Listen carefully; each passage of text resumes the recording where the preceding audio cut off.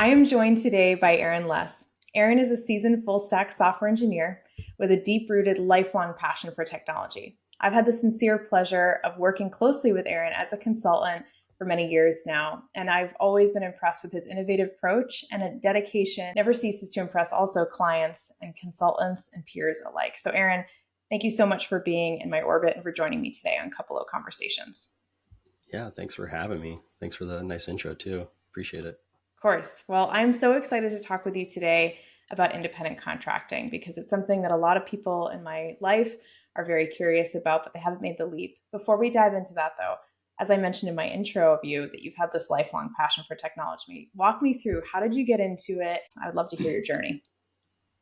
Yeah, well, there's the there's always my marketing story. I have like an interesting like background in terms of like uh, my youth access to technology. I mean, I was born in '82, and so internet wasn't around. Computers were still kind of like not a thing, but um, so this is more the marketing side of my story. But yeah, when I was a kid, I was born in Minnesota, but we moved out west for a bit, and I was happy to be at a school in an area where a former professional basketball player wanted their kid to go to school, and he donated like 20 computers back in probably like 1986 or 87, where we had a 20 computer lab. And so I'm in second and third grade, writing.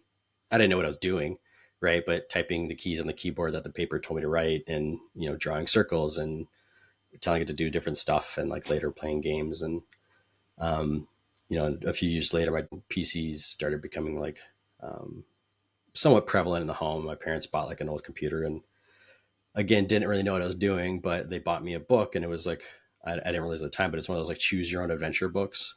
But the way you had to choose your own adventure is you had to code in BASIC to get the prompts that you would do to make your choice, kind of like what we do in high school with like those TI-85 things, computer calculators that kind of came out in the late 90s.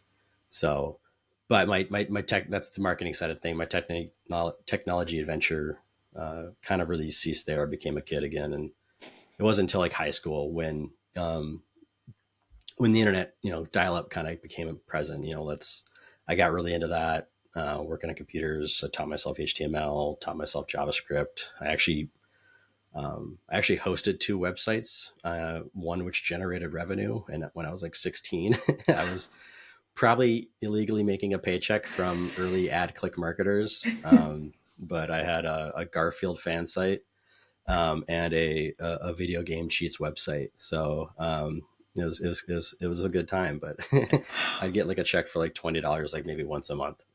Um, but that's kind of probably where my story started. I was like in high school, taking programming classes, teaching myself HTML, taking classes on C++, and that continued on at a college. And then went from there, got a degree in computer science, and then a master's in software engineering. And 2004 is when I started working. And then about 9-10 years ago is when I started contracting. So, how did you decide to make the transition from being a full time salaried employee to an independent contractor? What was the catalyst behind that? In various places I've worked, I'd run into people who were contractors, people I got to know and really kind of looked up to. And I guess it's kind of scary, right? Because it's like there's the norm of having a salary job and vacation and healthcare and all that stuff. It wasn't until like, and this is my story, it wasn't until like I was actually at a place that was kind of not a good environment. And finally I was just like, well, I don't want to be here anymore. This isn't healthy. So let me just give it a shot, kind of deal. That was like that's what kicked me out to get into contract. It was like, I've been talking enough to a lot of people about it. I've been doing enough research. Everybody says, go do it, go do it, go do it. Why are you being reserved? Right. And then, it wasn't until I got into like a particular situation that just wasn't great. And so I was like, oh, let's try it. And you said that was how long ago? About 9 years ago. Yeah. Okay. And then what was the steps again for people who have never gone through this? What were the steps that you had to go through to actually set up a business? What does it look like, the logistical facets of it? It's actually not that complicated. Every state's different, right? For me, it was, registering an organization with the state of Minnesota, which I think costs like $50 for the life, or $150 for like the lifetime of your company. And then you register with the IRS to get a tax ID number. And the rest is just like setting up a bank account. And in my case, I don't do taxes very well. So like, getting a CPA, a tax person who knows how to deal with small business stuff. But that was really it, and then it was just about talking with placement companies to see, get your name in their Rolodex, right? And see what they have available for you. So there is the other stuff too, like healthcare, retirement accounts. But so, yeah, I mean, there's a few things you need to do to close stuff up, but it's really more mentally daunting to do than it is to like actually do, because it's, everything's online these days, and the only real people I need to interface with are, the recruiting companies and the, your tax person a couple times a year. Did you feel like it was a critical component to have that expert advice, that CPA to guide you through doing your taxes, even through picking the right entity, right? Because you can, for example, my company's an LLC filing as an S Corp. So I didn't make that determination. That was based off of a number of conversations with an expert. Did you find that that was really critically important? That's something that I don't think gets a lot of attention out there when you see the how to quickly spin up a side hustle. It's not often go and find an expert and pay good money to do that. Yeah, it was at the time, it was important to ask the recruiting company what their requirements were. Some recruiting companies or replacement companies, they have requirements. So always check with them. But as far as like the tax preparation side of things, once you know everything to gather, which is probably the hardest part, is gathering everything up from like the last year. You know, it's, they do most, in my case, they do most of the work, right? So they'll ask you questions, they'll inform you, and you'll give them what you need and explain things, but they're still doing the brunt of the work. It's probably only if the people that like to do their own taxes and fill out the paperwork themselves, they probably, more effort for them, right? But Right. No, that's a good point. What about a lawyer? Is that something that you've ever invested in to review contracts, to have an operating agreement, any of those other setup facets too? I've never even thought about finding a lawyer. I didn't find, so far in the 9 years, I haven't found contracting to be much different than employment. Um, and the contracts I have received, for the most part, are fairly short and legible. Um, but again, not a lawyer. But I've never felt the need to find a lawyer. It is amazing. I've learned myself, and it sounds like you have as well, as you go along, there are experts for everything. You can seek counsel where you need it, when you need it. You don't need to over architect it, but it is really great. There's a lot of helpful resources out there. Yeah, definitely. Like, you learn along the way, and you still learn, but you can't do it all yourself. You brought this up earlier about the concerns you had 9 years ago and concerns a lot of people have, which is I don't want to leave the comfort of full time employment because it's more stable. There are benefits. So, those are the two major concerns that I field from people on a regular basis, which is, oh, I don't know if I could get into contracting because I've got this really stable job. I will say, I think that has changed in the past year and a half with the innumerable layoffs that we've been encountering. And full-time salaried positions don't look any more secure in a lot of ways than contracting. How did you overcome that? Yeah, I mean, part of what I said about like being a contractor at a company once you're placed feels very much like being an employee majority of the time, and both in the sense of how you do your work, but also both in the sense and how, your term there is decided by someone else, right? A contract can be cut just as much as an employee could be laid off, with some caveats. But so to make the jump, once I kind of got that in my head,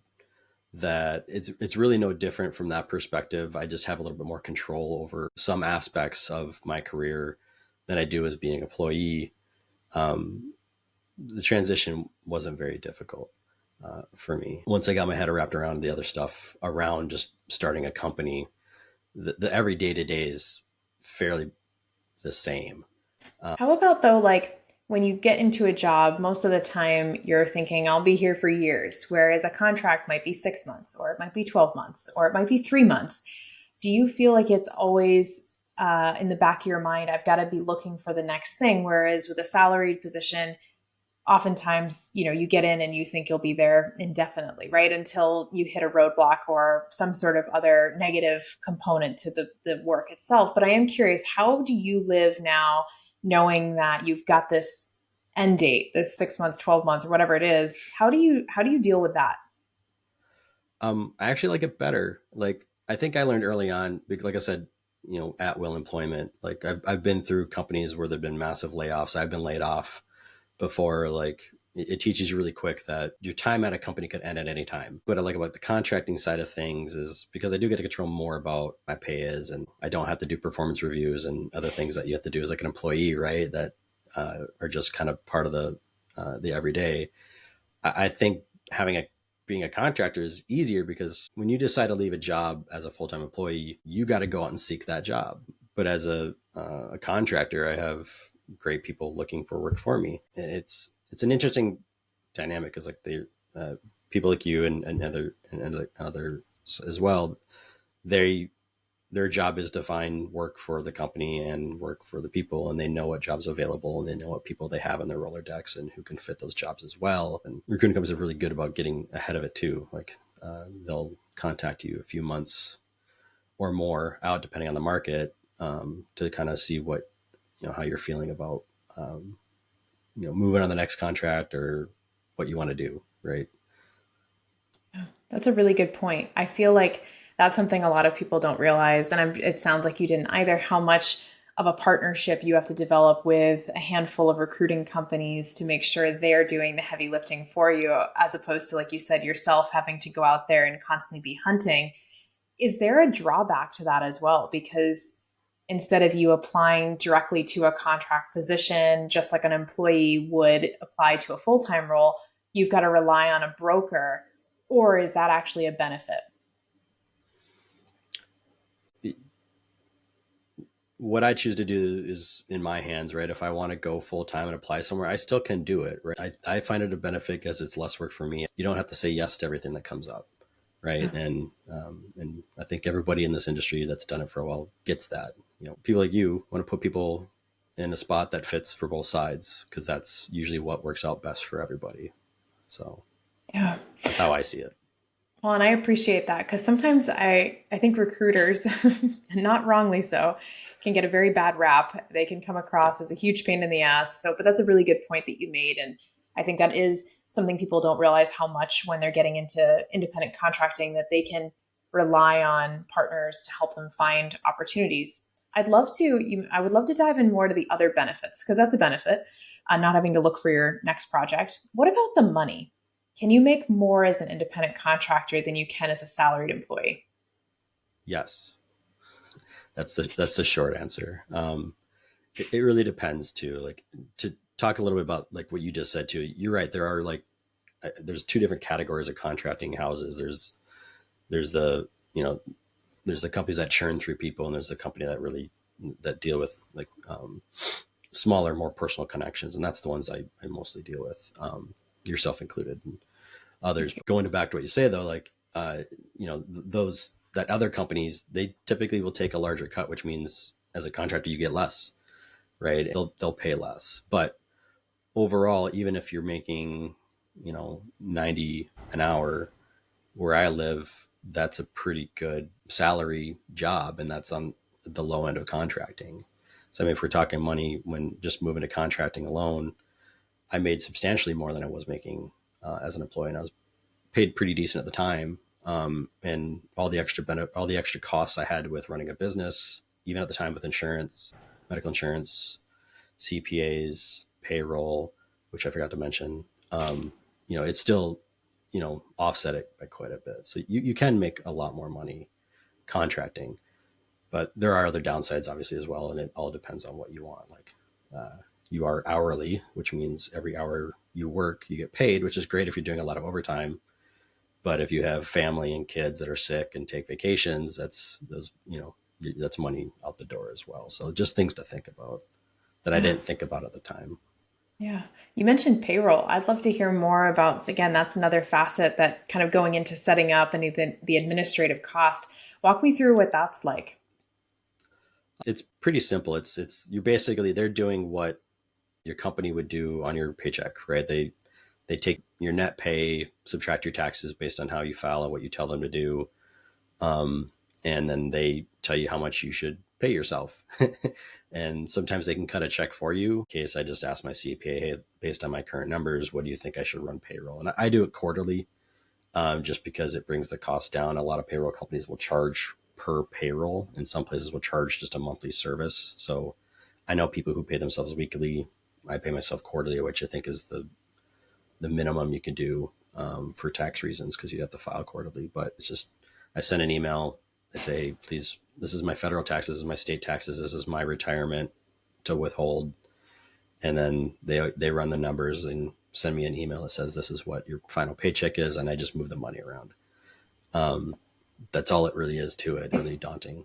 No, it made me think of another question before we move off of the money topic. But because you're so much in control of your hours that you're working and even the facets of paying yourself, did the money you made initially and maybe still today as an independent contractor feel better? Did it feel like, wow, this is money like I made by my, the sweat and toil of off my back? Like I'm just curious if it felt different. Um, I think just moving to contracting felt different, but yeah, when you get that first like paycheck, right? Or that, because you're invoicing now, you're sending an invoice as if you have your own company, and someone's paying that, right? And it's like, this is what you owe me kind of thing. And it feels good to know that you have money coming in and you're more in control of how you operate and what you do and who you work with sometimes, right? Depending on market. But yeah, it overall feels good. I've only had fleeting thoughts of going back to full-time employment on occasion here, but I like it because retirement benefits are kind of more interesting and better than what you can get at a company and other stuff. So Yeah. I think it's all good things for me in my situation. Oh, that's great. I'd love to talk about that's something that was another one of my questions because that's a big consideration. We talked earlier about the lack of perceived stability with contracting compared to full time, and the other big major concern for people that you've mentioned is health insurance, retirement. People often again don't even realize that you can have access to options outside of an employment opportunity that's subsidizing that. So yeah, I would love if you have, kind of wisdom to share there of navigating getting, good retirement options. That would be awesome too. Yeah. I think the retirement options are great. When you're an employee, you're getting 5% match on whatever your income is. But when you're self-employed, you can contribute a lot more. Now, granted, it's not free money. It's coming out of your bank account, but you can put a lot more in. I think it's like up to 25% of your income. You can do profit sharing through the company. And then on top of that, you can do your normal standard max 401 contribution, which I think, what is it, 20,000 this year. So, I mean, you could, depending on what you pay as an S corp, depending on what you pay yourself as your salary, you can do combine those two together and get a lot more in your retirement every year than you would as an employee. Um, Did your CPA help guide you through that as well? oh yes, absolutely. Yeah, taxes and finances. I write code. I don't. You think people think coders are numbers people, and a lot of them are. Not, and I did good at math, but I never spent the time to figure out the finances because I felt like mistakes were could be, grave mistakes, kind of deal. So yeah, definitely relied on my CPA a lot for understanding finances and retirement and taxes. Definitely rely on recruiters to understand the job market and insurance, people to understand insurance charges and changes. But there's lots of people out there that are Yeah. good at that and willing to work with you, kind of deal. No, that's good. Again, I think people from the outside looking in, it's like daunting and they think you have to know all this stuff. And I am I'm amazed at how little you actually have to know if you have the right people in your kind of board of advisors to guide you through these very Yeah. complex and like you said, could be potentially very risky moves on the chessboard here. What are some of the we've talked a lot about the benefits from earning more to having other retirement options. What about setting your own schedule? You mentioned that you can obviously say yes or no to projects as you see fit. You don't have to say yes to everything. But what about during the week? Can you set your own hours? Can you cut out early because every hour you work you get paid? How much control do you have over your schedule? Um, I feel like everybody has control of the schedule in some regard, but as far as schedule setting, I think in my case, I know there's different kinds of consultants out there that kind of make their own time. I still treat myself, I still run employee hours, like the business hours, because you're working with people. There are always those core hours. So I still do the 9 to 5, whatever window it needs to be based on what works best for the team kind of deal that you're working with. It's never been the case where like, well, the work I do is so individual and isolated that I could work, nights instead of during the days and go golfing or something or whatever it might be. Right. It's still, in my case, it's still been very much feels like employment, right? The same thing you would do as a senior software engineer or whatever you are at any other company as an employee. So that still feels the same for me. But I know there's different kinds of consulting out there, more niche, special like case stuff where people can do that. But for my case, the last 9 years, it's always just been staff augmentation, which means you're working alongside the employees during regular employee hours. Yeah.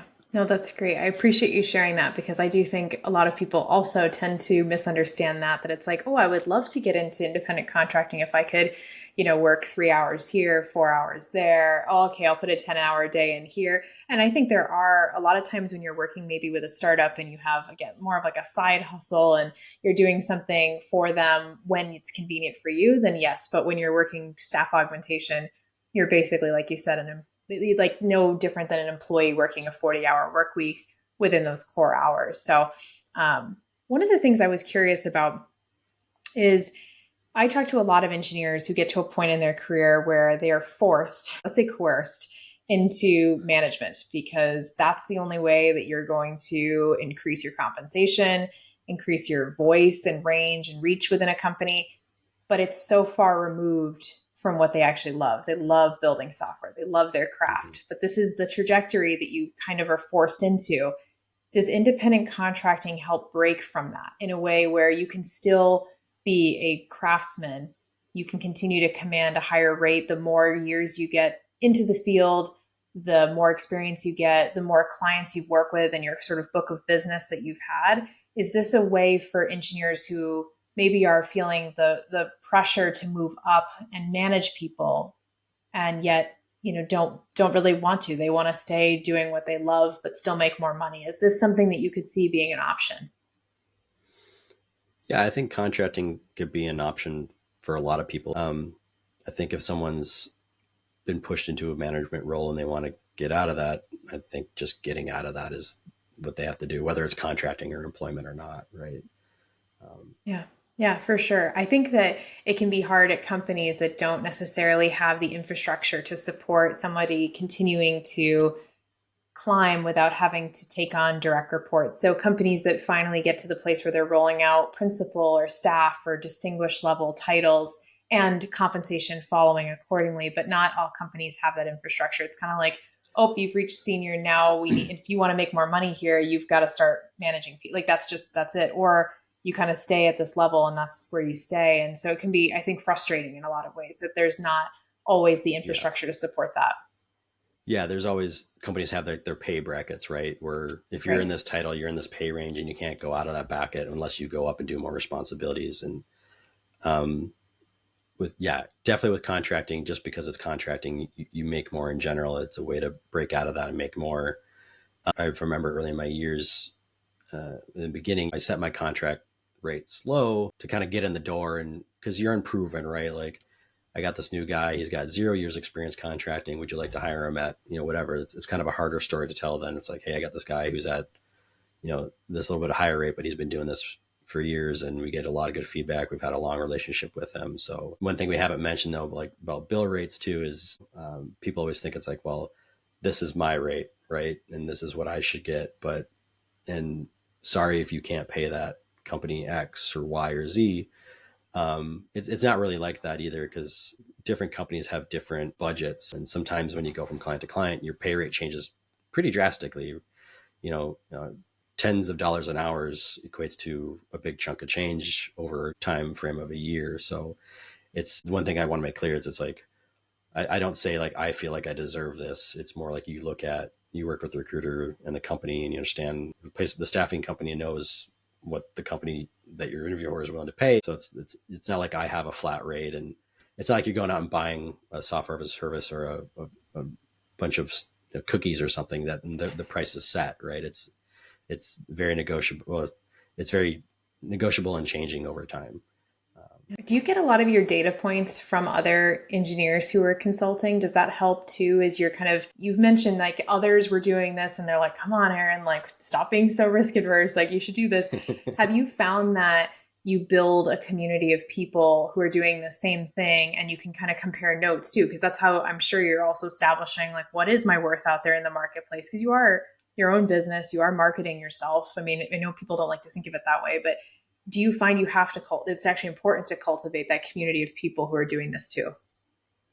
Yeah, I think it definitely helps. It gives you a lot of visibility on what other people are seeing, what other people are charging for rates, for what jobs at what companies. I mean, it's probably the best transparency you can get as for like what companies are paying out of pocket kind of deal versus what some staffing company tells you they take after their cut, which even if they're transparent about that kind of deal.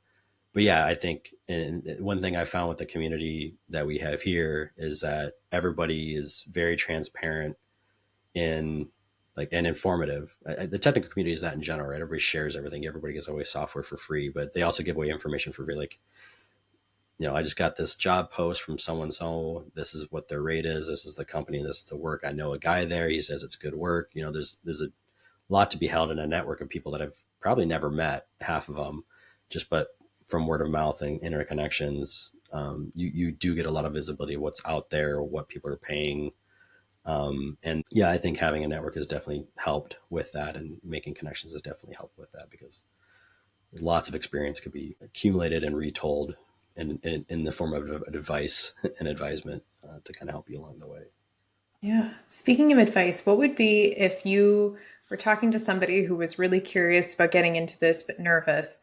What would be your advice for them? I know we've talked about a lot of different things to know, maybe good and bad, like just because there is a lot of misinformation out there. Speaking of information, there's a lot of information, a lot of misinformation online Yeah. too. So, what would be your advice?